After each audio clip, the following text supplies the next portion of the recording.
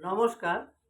আজ পর্যন্ত ভারতীয় রাজনীতিতে যত রকম নেতা নেত্রীর আবির্ভাব ঘটেছে তার মধ্যে সবচেয়ে সত্য স্পষ্টবাদী নেতা আমাদের মাননীয় শুভেন্দু অধিকারী। ইনাকে নিয়ে বিজেপি ছাড়া অন্যান্য সব দলের নেতা বা ভারতীয়দের গর্ব করা উচিত।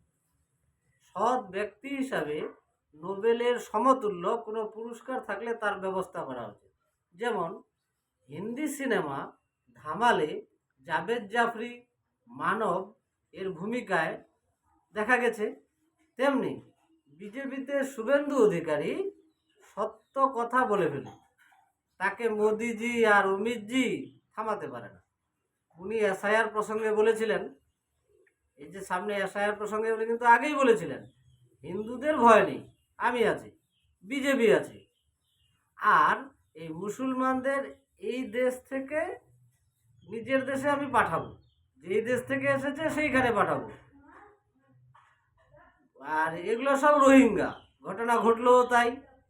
ভোটার লিস্ট পাবলিশড হলো, হিন্দুরা ক্লিয়ার, আর সমপরিমাণ মুসলিমরা সমপরিমাণ কাগজপত্র দিয়েও বিচারাধীন। ভাবা যায়?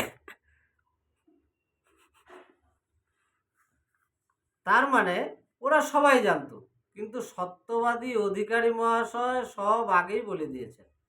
এই সত্য কথা অ্যাডভান্স বলার জন্য শুভেন্দু বাবুকে নমস্কার নেবেন।